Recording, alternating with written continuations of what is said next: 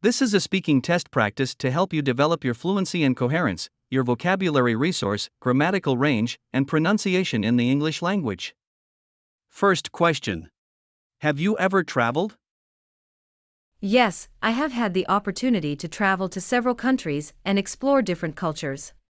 In fact, traveling is one of my passions, as it allows me to broaden my horizons, learn new things, and connect with people from diverse backgrounds. One of the most memorable trips I took was to Japan, where I spent 2 weeks visiting cities like Tokyo, Kyoto, and Osaka. I was fascinated by the blend of modernity and tradition, the efficiency and politeness of the Japanese people, and the delicious food and drinks. I visited temples, shrines, museums, parks, and markets, and even tried my hand at sushi making and tea ceremonies. Another trip that stands out in my mind was to Australia, where I spent a month backpacking along the East Coast.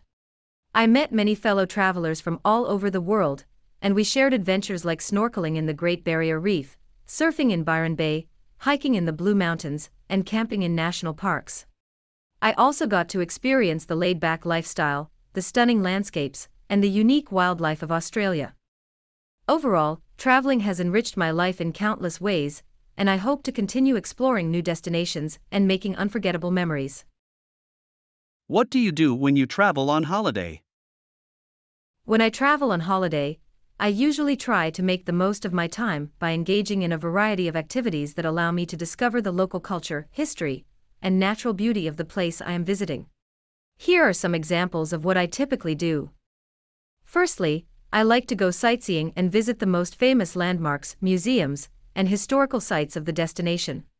For instance, when I visited Paris, I made sure to see the Eiffel Tower, the Louvre Museum, and Notre Dame Cathedral. I find that exploring the local architecture, art, and artifacts can give me a better understanding of the place and its people. Secondly, I enjoy trying the local cuisine and sampling the traditional dishes of the region. This may involve eating at restaurants, cafes, or street vendors, or even attending a cooking class to learn how to prepare the food myself. For instance, when I went to Thailand, I tasted dishes such as pad thai, green curry, and mango sticky rice, and I loved the spicy and sweet flavors. Thirdly, I like to engage in outdoor activities that allow me to appreciate the natural beauty of the area. Depending on the location and season, this may include hiking, biking, swimming, skiing, or simply strolling in a park or on a beach. For example, when I traveled to Switzerland, I went skiing in the Alps and enjoyed the stunning scenery of snow-capped mountains and crystal-clear lakes. Fourthly, I often look for opportunities to connect with the local community and learn about their customs and traditions. This may involve attending cultural festivals, music concerts, or dance performances, or even volunteering at a local organization. For instance, when I went to Brazil, I joined a samba dance class and participated in a carnival parade, which was an unforgettable experience. Overall, I believe that traveling on holiday can be a rewarding and enriching experience, as it allows me to broaden my perspective, challenge my comfort zone, and create lasting memories. Do you prefer to travel alone? As someone who enjoys traveling, I have experienced both solo trips and group trips, and I must say that each has its advantages and disadvantages. However, if I had to choose, I would say that I prefer traveling alone for the following reasons. Firstly, when I travel alone, I have more freedom and flexibility to design my itinerary according to my preferences and interests. I can decide where to go, what to see, and how long to stay without having to negotiate or compromise with other people's preferences.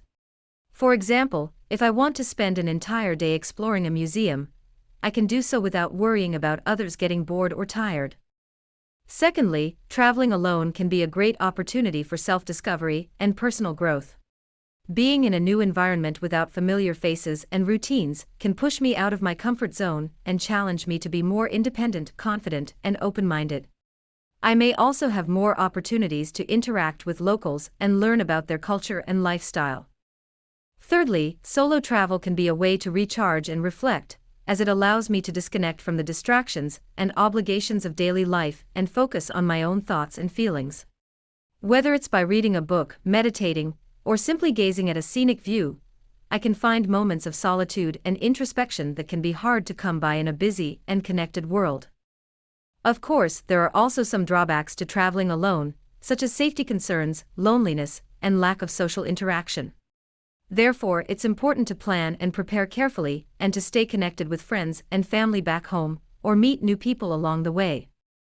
In conclusion, while traveling alone may not be for everyone, I find it to be a fulfilling and empowering experience that allows me to explore the world on my own terms and discover more about myself in the process.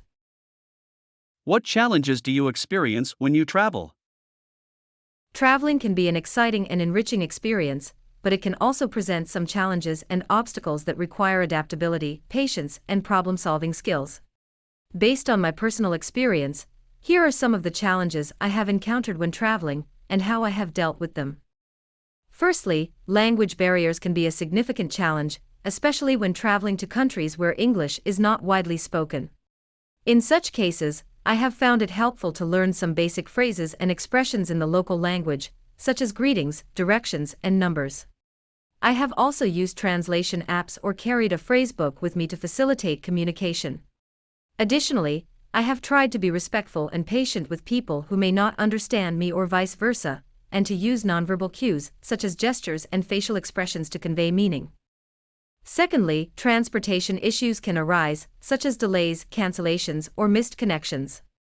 To mitigate the impact of such incidents, I have tried to plan my itinerary with some buffer time between flights, trains, or buses, and to keep track of updates and announcements from the transport providers. I have also carried essential items with me, such as a phone charger, snacks, and a book, to make the waiting time more bearable. Thirdly, cultural differences and unfamiliar customs can create some discomfort or misunderstanding. For instance, in some countries, it may be considered impolite to eat with your left hand or to wear revealing clothing. To avoid unintentionally offending others or drawing unwanted attention, I have tried to learn about the cultural norms and practices of the places I visit, and to adapt my behavior accordingly. I have also asked locals for advice or clarification when in doubt. Fourthly, safety and security concerns can be a real issue, particularly in destinations with high crime rates or political instability. To minimize the risks, I have done research on the potential hazards and precautions, such as avoiding certain neighborhoods or carrying valuables in a hidden pouch. I have also registered with my embassy or consulate and kept copies of my passport and travel documents in a separate place. In conclusion, traveling can be an exciting and challenging experience that requires a combination of preparation, flexibility, and resilience. By being aware of the possible difficulties and taking proactive measures to address them, I believe that we can make the most of our travels and create unforgettable memories. Where do you intend to travel next year? As an avid traveler, I am always planning and dreaming about my next destination. Currently, I am considering several options for my next year's travel, but I have not made a final decision yet. Here are some of the places that I am considering and why. Firstly, I am thinking of visiting Japan. Japan has always fascinated me with its unique blend of traditional and modern culture, stunning natural scenery, and delicious cuisine. I would love to explore Tokyo, Kyoto, and other cities, visit temples and shrines, soak in hot springs, and try sushi, ramen, and other local delicacies. Moreover, I am interested in learning about Japanese art, anime, and technology, which are known worldwide for their innovation and creativity. Secondly, I am considering traveling to New Zealand. New Zealand is a breathtakingly beautiful country that offers a wide range of outdoor activities, such as hiking, skiing, surfing, and bungee jumping.